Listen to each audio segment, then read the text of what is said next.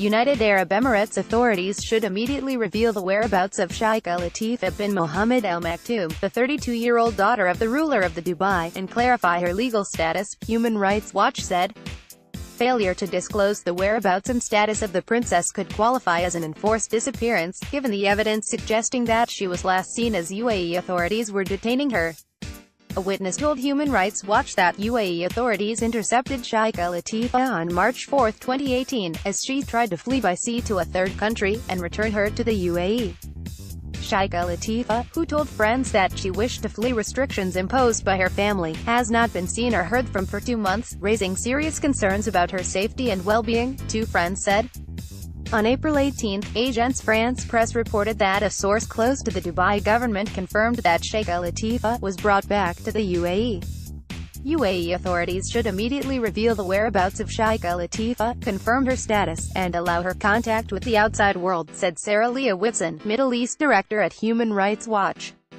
If she is detained, she needs to be given the rights all detainees should have, including being taken before an independent judge. Tiina Jouhiainen, a Finnish citizen and former Dubai resident for 17 years, told Human Rights Watch that she met Sheikha Latifa in 2010 and developed a long-term friendship with her. Another woman, a United States citizen, told Human Rights Watch that she also became friends with Sheikha Latifa after she began giving Sheikha Latifa skydiving lessons in Dubai around 2014. These accounts are in line with media reports from 2017, including a January 24 story on Sheikha Latifa by Emirates Woman, which contains photos of Sheikha Latifa skydiving and describes her as daredevil royal who's inspiring us to be more adventurous. Jouhiainen showed Human Rights Watch copies of Sheikha Latifa's identification cards and educational certificates, which Jouhiainen took out of the country in late 2017 prior to the escape attempt. Jouhiainen and the skydiving instructor, in individual interviews, confirmed that the person appearing in a recent YouTube video is Sheikha Latifa. In the 40-minute video, Sheikha Latifa says that her older sister, Shamsa, also fled her father while in the UK in 2000, but that UAE authorities later kidnapped Shamsa from the UK and forcibly returned her to the UAE. Media reports from the time support this narrative. Sheikha Latifa says in the video that she attempted to flee to Oman in 2002 but that UAE authorities stopped her at the border, returned her to Dubai and held her in a detention facility for 3 years and tortured her. Jouhiainen said that Sheikha Latifa informed her friend of a new escape plan in the summer of 2017. She said that she and Sheikha Latifa finally left the UAE on February 24. Later that day they joined Hervé Jobert, a French and American citizen, on his private boat, sailing toward Southeast Asia. Jouhiainen said the boat had several Filipino crew members. Jouhiainen said that on March 4 the boat stopped 50 miles off the coast of Goa, India. She was told about the location by Jobert. She said that at around 10 p.m. she and Sheikha Latifa were below deck when they heard shouting and gunfire and locked themselves in the bathroom. The cabin filled with gas, forcing them onto the deck. Detained in Dubai, which provides legal and advocacy assistance on cases related to the UAE, told Human Rights Watch that the group had been assisting Sheikha Latifa during the escape attempt, and that she sent the group a distress message when the shouting and gunfire began. Jouhiainen said that she saw several boats around their boat. Men boarded their boat, pointed guns at her, forced her to the ground, and tied her hands behind her back. She said the men kept shouting in English, "Who is Latifa?" She said she later heard Sheikha Latifa, whom she could not see, trying to break free and repeatedly shouting that she wanted to claim asylum.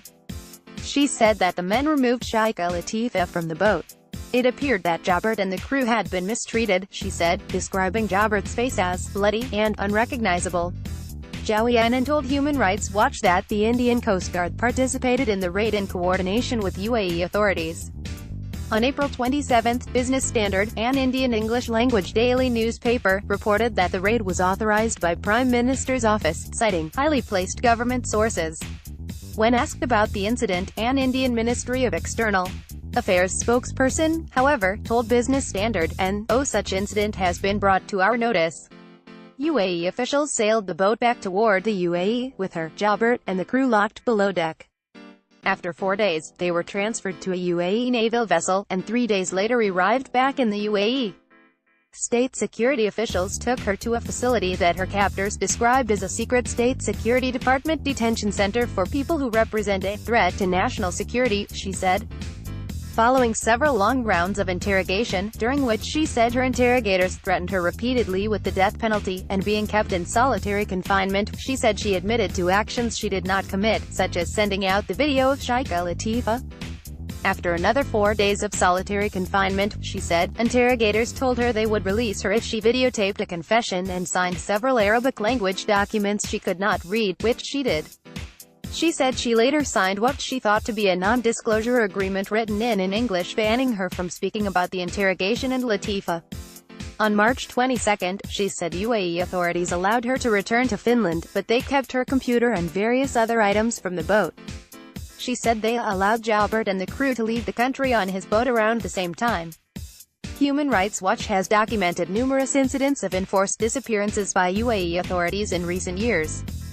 Article 47 of the UAE's Criminal Law of Procedure states that detainees should be taken before the public prosecutor within 2 days. The UAE's 2003 State Security Apparatus Law, however, gives state security officers wide powers to hold detainees for lengthy periods without judicial scrutiny.